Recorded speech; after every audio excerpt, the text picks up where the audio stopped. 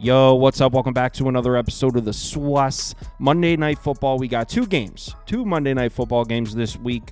As far as the weekend, I had a good one, man. Friday night had a nice little 2-0 college football night. Saturday afternoon went a little rough. Kansas blew a lead, 11-point lead in the last 3 minutes of the game. Was sickening, but I still ended up having a winning day because I went 4-0. I swept the night slate. So I had a winning college football Saturday. It wasn't amazing, but it was in the green. And then today, NFL Sunday, currently sitting at 7-1. If I get the Chiefs -3, it'll be an 8-1 Sunday. If I lose the Chiefs -3, it'll be a 7-2 Sunday. So, yeah, monster weekend for me. Hopefully that continues into Monday Night Football. Like I said, we got two games, going through both of them in this video. Let's do it. Welcome to the SWAS. The SWAS. SWAS. Hey, get the SWAS. First up, we got Jacksonville on the road in Buffalo. Bills laying 5.5 across the board here. Total sitting at 45.5. According to these pie charts that I don't trust, public is on Buffalo here, over 70% of the tickets. Money a little closer to even, indicating there's some sharp action on Jacksonville. But again, as I always say, take this data with a grain of salt. So let's get into this matchup, and we'll start with the Jacksonville offense. If you just took a quick glance at their schedule and look at the final score of their first two games, you might be like, wow, this offense looks terrible. They're averaging just 15 points a game, which is tied for 26th in the NFL. So Jags struggling to score points early in the season here. But if you look at their offensive metrics, it's really not that bad. They're 13th in yards per play, 11th in yards per pass attempt, 6th in yards per carry. Some advanced metrics indicate that they're not that good. And obviously, the final score indicates they're not that good as well. But they are moving the football. It's not completely pathetic. 15 points a game looks really bad. It's not that bad. The problem is right here. Third down conversions, 28th in the NFL in third down conversion rate. Now, obviously, it's only been two games, so I'm not really sure how deep we should look into these numbers. And honestly, some people would look at these as a positive and be like, hey, the Jags offense isn't scoring points, but a couple conversions here and there, they could be winning these games. I mean, Jacksonville could be sitting 2-0. So some people would look at this in a positive light. I really don't know what to take away from it. Usually it's a criticism of the play calling. But like I said, it's only been two games. They are struggling in pass protection, 19th in pressure rate allowed, 25th in pass blocking grade, 30th in adjusted sack rate. And that's the number you're looking at right there, 30th in adjusted sack rate. Because check this out.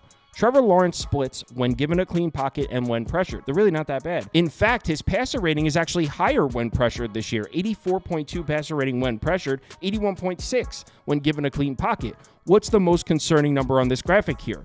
That big 30 under his face. He's 30th amongst qualified quarterbacks in pressure to sack rate. Meaning, if you get pressure on Trevor Lawrence, he is taking a sack. 29.2% of the time, 30th in the NFL. And that could definitely be a concern here because Buffalo is generating some pressure. They're 14th in the NFL in pressure created, 4th in pass blocking grade, 13th in adjusted sack rate. So the Bills' pass rush has been active. Their pass defense as a whole has been good. We came into this season concerned about the Bills' secondary. I mean, they lost Jordan Poyer, they lost Micah Hyde, they lost Tre'Davious White. We were wondering if this Bills defense was still going to be able to defend the pass. I mean, look at the two quarterbacks they've seen so far. Kyler Murray, 162 yards, 1 touchdown, no picks, a 91.1 passer rating. It's not bad, but he didn't really do much through the air. He did his damage on the ground. Tua, he got injured in the game, but 145 yards, 1 touchdown, 3 picks, a 56.7 passer rating. So this Bills secondary that lost its 3 main pieces from last year that a lot of people were just counting out, they're playing some great defense against the pass. Look at their numbers on the year. 5th in the NFL. Again, it's only been 2 games, but 5th in the NFL in yards per pass attempt allowed, 14th in success rate, 7th in pass defense EPA. We have yet to see a single quarterback cook on this Bills defense, and considering Jacksonville's offensive line has been struggling in pass protection, Trevor Lawrence has been struggling with pressure a little bit, struggling with taking sacks, I should say. I don't think Trevor Lawrence is going to be the one to break that streak, so should be a rough spot for Trevor Lawrence as far as throwing the ball. But what about the run game here? Jacksonville, not an offense known for running the football, but they did get it going a little bit last week against Cleveland. 21 carries, 127 yards on the ground, 6 yards per carry. Now, these numbers are a little bit misleading. Trevor Lawrence broke like a 35-yarder or something, so they were running the football. Wasn't quite this good. Keep in mind, this is an offense that couldn't run the football at all. last year. They were one of the least efficient rushing attacks in all of the NFL. Here are their numbers from last season: 30th in yards per carry, 30th in success rate, 30th in EPA. So to see the Jags have any sort of resemblance of a run game, it's a good start. On the season, they are 6th in yards per carry, 15th in success rate, just 29th in EPA, in rushing EPA, which makes sense. We already covered how this team just cannot score points so far. But the run game has been there a little bit, and defending the run was definitely the weak spot of this Bills defense last year. This year, they've done a solid job against it. 14th in yards per carry, 6th in success rate, 10th in EPA. So do I think Jacksonville's able to run the ball in this Bills defense? Not really. I mean, on paper, this should be a really tough matchup for not only Trevor Lawrence, the run game, the offense as a whole. That being said, are we looking at a Buffalo Bills flat spot here? Week 2, on the road in Miami, huge game, division game, big win. Now you got this home game against Jacksonville. Next week, they go on the road to Baltimore. 2 of the biggest road games on the Bills' schedule all season, and this home game against the Jags is sandwiched right between them. Know what it kind of reminds me of? Last season, Week 9, Sunday Night Football, on the road in Cincinnati. One of the biggest games of the season for the Bills, certainly one of their biggest non-division games of the season. They lost that game. 2 weeks after that, they have a division game against the Jets, a team that had already beaten them early in the season. They had that meaningless game against Denver sandwiched in between. Monday Night Football, just like this one. They lost that game outright, 24-22. Look, I'm not saying because the Bills lost to the Broncos on Monday Night Football in a similar sandwich spot last year that means they're going to lose this one. But don't be surprised if we don't see the best effort ever from the Bills. It is what we would consider a flat spot. Now, what about the other side of the ball? Let's talk about the Jags defense. They've been pretty good so far this season. 17th in yards per play allowed, 13th in yards per pass attempt allowed, 15th in yards per carry allowed. The defensive line struggling to generate pressure, but they're better than they were last year. Last year, they really struggled to generate pressure. This year, they're 20th in pressure rate, 15th in pass rush grade, 21st in adjusted sack rate. But honestly, we shouldn't even be spending this much time talking about Josh Allen throwing the ball. This is Joe Brady's offense. He wants to run the ball. They're 6th in run frequency this year. We saw the night and day difference when he took over as OC last year. They were throwing the ball a lot. Joe Brady takes over, then they were running the shit out of the ball. And that's what we've seen so far this year. They're running the football a lot. Efficiency numbers aren't really there, though. 20th in yards per carry, 12th in rushing success rate, 20th in rushing EPA. But the thing is, the way Joe Brady uses the run game, he uses it more to control the clock. He's not really worried about averaging 5 yards per carry because the efficiency numbers were down in the second half of last year as well, and the Bills' offense was much better, scoring a lot more points, winning a lot more games. So I don't think they're overly concerned with the yards per carry. The passing numbers look great on this graphic here, but this is a run-first offense. That's what they want to do. Could be an issue.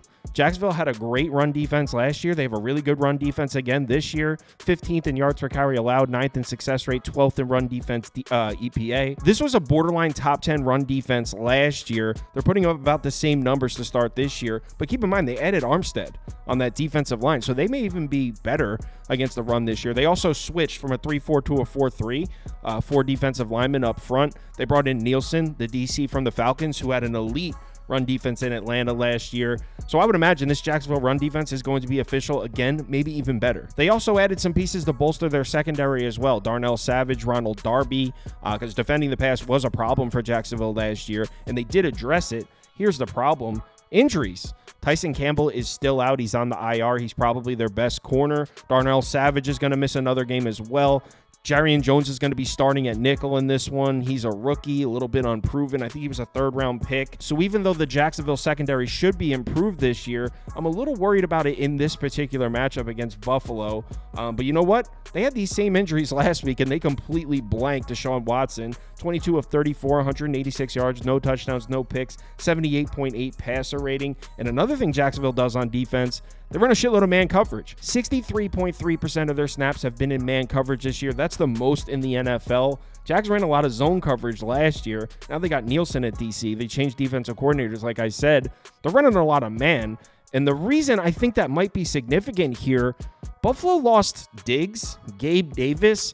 Look at the receiving weapons for Josh Allen. Not that they're bad, but is there a particular man coverage beater that jumps out at you here? If those Jags edge rushers are going to be coming here, and I expect them to get some pressure, Josh Allen's going to need somebody he knows he can go to that's going to beat his one-on-one coverage. And I don't know who exactly that guy is here. Definitely a concern. So the question is there enough concern here to warrant taking the points with Jacksonville? And in my opinion, the answer to that is yes. I think there's enough here. We haven't seen Buffalo play a down game yet either. We're into the third week of the season. We've seen most NFL teams play a good game and a bad game. We haven't seen a bad one from Buffalo, and like I mentioned, I think this is a bit of a flat spot for them. Jacksonville could easily be 2-0. The offense is having trouble putting points up, maybe a little bit of a buy low spot for them. I'm going to take the Jags here. The reason I haven't betted is I didn't get a 6. It's sitting at 5.5, and I just don't see any reason to jump on a 5.5. I'll wait. If it drops to 5, I'll grab it, but I'm going to hold off, see if I can get a 6, but I'll be betting Jacksonville plus the points in this one. So I originally planned on going through the Washington-Cincinnati game as well, but it's after midnight, and I'm starting to crash here. I'm running on about 4 hours sleep total on the whole weekend, and I don't think I'm gonna make it. So we're just gonna I'll post this video with just this game. You guys know where you can find my bets if you ever want to check them out on KyleKirms.com under open bets. Also, we'll talk about both these games on the live show, 4 p.m. Eastern time. So if you want to go check out the bets on the website, or I'll see you at 4 p.m. in the comments. We'll go through both of these games. Thanks everyone for watching this weekend. Really glad we made some money. I had a really nice Sunday. I'm in high spirits. This sleep is going to hit right. I'm about to sleep. I'm about to get a full 8 hours, and it's going to hit, man. So thanks everyone for watching. See y'all on the show tomorrow.